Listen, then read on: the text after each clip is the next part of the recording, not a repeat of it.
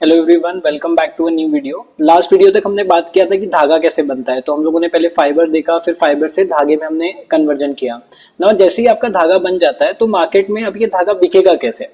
लोग ये जो धागे खरीदते हैं वो on the basis of count. अब ये काउंट क्या होता है?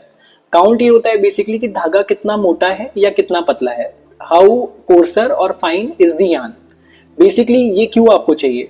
तो लेट से आपको अगर शर्टिंग चाहिए तो शर्टिंग के अंदर आपको पता है कि आपको फाइन यान लगेंगे, आपको पतले धागे की जरूरत होगी। वहीं आप अगर डेनिम का कोई फैब्रिक बनाएंगे सो डेनिम में यू रिक्वायर कोर्सर यान। जब हम बोलते हैं फाइन या कोर्सनेस तो ये डिफाइन कैसे करना है? अगर आप कोई छोटा सा तार लेते हैं तो तार को इजीली आप गेज कर सकते हैं वर्नियर कैलिपर के थ्रू कि इसका ये थिकनेस कितना है, but it is not possible in terms of यान।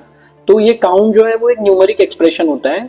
तो आज हम उसी के बारे में बात करेंगे और बहुत ही लेमन लैंग्वेज में समझेंगे कि किसी भी धागा, अगर आपको कोई भी एक धागा दे दे और एक सिस्टम के थ्रू अगर आपको उसका काउंट कैलकुलेट करना है तो आप कैसे कर सकते हैं। Let's discuss this.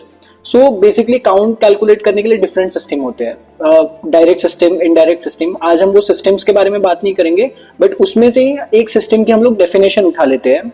तो उसे कहते हैं हम new English system, which is also denoted as NE. Now, New English System ये कहता है number of 840 yards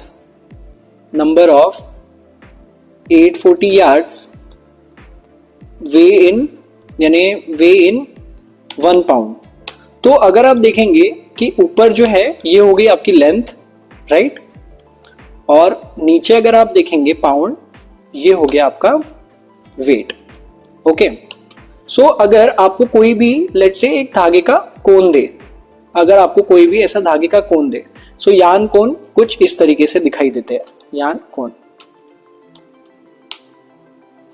कोन कुछ इस प्रकार से दिखाई देता है। और अगर आपको कोई भी बोले कि अब मुझे इसका यान काउंट कैलकुलेट करना है तो हम कैसे करेंगे? लेट्स से यान कोन हमने लिया, ये यान कोन है, यान कोन से हमने धागा निकालना शुरू किया। तो आपको क्या करना है, ये धागे की जो है 840 यार्ड्स की लेंथ निकालनी है और इसको कट कर देना है यहाँ से। So let's say this is 840 yards of length।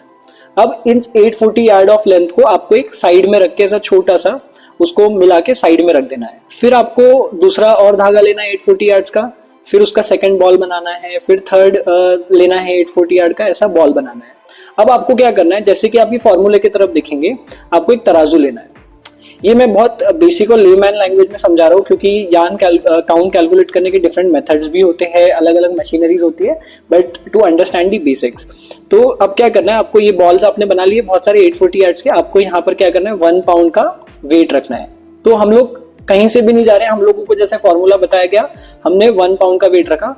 अब मैं क्या करूंगा, मैंने पहला बॉल यहाँ पर पुट किया, सेकेंड बॉल पुट किया, थर्ड बॉल पुट किया, तो ऐसे में बॉल पुट करते गया। तो फॉर एग्जाम्पल 40 बॉल मैंने यहाँ पर डाले 840 यार्ड्स के और ये जो है तराजू बैलेंस हो गया। इसका मतलब वो यान का काउंट है 40 और उसको डिनोट करते हैं 40 से। तो न्यू इंग्लिश काउंट के बारे में अगर आप देखिए तो जितना बड़ा नंबर होता है उतना फाइनर धागा होता है। तो 120 जो है वो फाइनर होगा, 60 जो है 120 से थोड़ा सा कोर्सर होगा, 30 60 से कोर्सर होगा। या अगर आप बोले कि जितना बड़ा नंबर रहेगा उतना ज्यादा फाइनर धागा और जितना छोटा नंबर रहेगा उतना ज्यादा कोर्सर धागा। इस तरीके से लेमन लैंग्वेज में हमने समझा कि यान काउंट कैसे कैलकुलेट किया जाता है। अगले वीडियो के अंदर हम बाकी चीजों के बारे में भी बात करेंगे, तब तक बने रहिए।